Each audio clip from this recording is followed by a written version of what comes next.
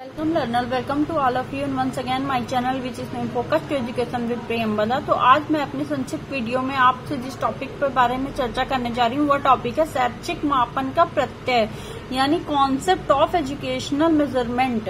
मापन तो हम जानते हैं पर शैक्षिक मापन क्या होता है, उसका प्रत्यय, उसका कॉन्सेप्ट क्या है, उसको चलिए आज हम समझते हैं। मापन शब्द का प्रयोग अत्यंत प्राचीन काल से दैनिक जीवन के विभिन्न क्षेत्रों में बहुतायत से किया जाता रहा है। मापन शब्द का प्रयोग कब से? अत्यंत प्राचीन काल से, जब मनुष्य की सभ्यता का विकास हुआ तब से दैनिक जीवन में विभिन्न क्षेत्रों में बहुतायत से किया जाता रहा है। प्रत्येक व्यक्ति अपने दैनिक कार्यों के दौरान अनेक बार औपचारिक अथवा अनौपचारिक ढंग से विभिन्न बातों का मापन करता रहता है। प्रत्येक व्यक्ति क्या करता है? अपने दैनिक कार्यों के दौरान अनेक बार अपने औपचारिक तथा अनौपचारिक ढंग से विभिन्न बातों का मापन करता रहता है।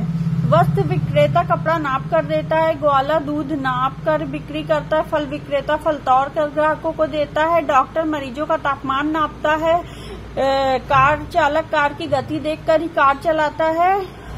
इस प्रकार बिजली विभाग विद्युत की खपत माप कर उसका देकर उपभोक्ता देते हैं। इस प्रकार अपने दैनिक जीवन में मापन का प्रयोग करते रहते हैं। मापन हमसे जुड़ा हुआ है, चाहे हम शिक्षार्थी के रूप में हो या शिक्षक के रूप में हो, किसी भी चीज में हो, शिक्षण के क्षेत्र में, व्यवसाय के क्षेत्र में, राजनीति के क्षेत्र में, सामाजिक क्षेत्र में, हर क्षेत्र में मापन जो है वो हमारा जुड़ा हुआ है हमसे, हम उससे भिन्न नहीं है, उसी में हम समावेश हैं। हम मापन हमारे चारों ओर से हम मापन से घिरे हुए हैं। ये सभी दैनिक जीवन में मापन के सरल उदाहरण हैं। यद्यपि इन सभी में मीटर, किलोग्राम, लीटर, थर्मामीटर, गति मापक जैसी किसी प्रमाणिक मापन साधन की आवश्यकता होती है, परंतु किसी मानक साधन के अभाव में भी मापन हो सकता है। तो ये सभी दैनिक जीवन में मापन के सरल उदाहरण है। यद्यपि सभी में मीटर हो गया, किलोग्राम हो गया, लीटर हो गया, थर्मामीटर, गति मापक जैसे किसी प्रमाणिक मापक साधन की आवश्यकता होती, परंतु किसी मानक साधन के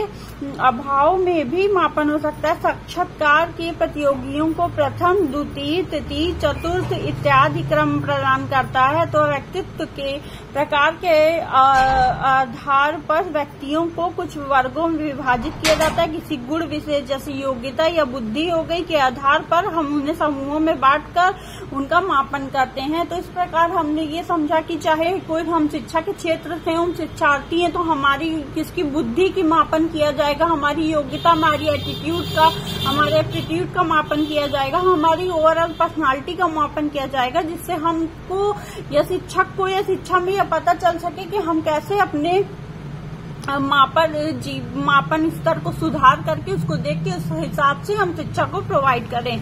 तो आज के वीडियो में हमने जाना मापन किसे कहते हैं, शैक्षिक मापन का प्रत्यय क्या होता है, कौन सा। नेक्स्ट वीडियो में मैं नेक्स्ट टॉपिक के बारे में चर्चा करूंगी। तब तक के लिए आप सभी सीखने वालों को मेरा नमस्कार।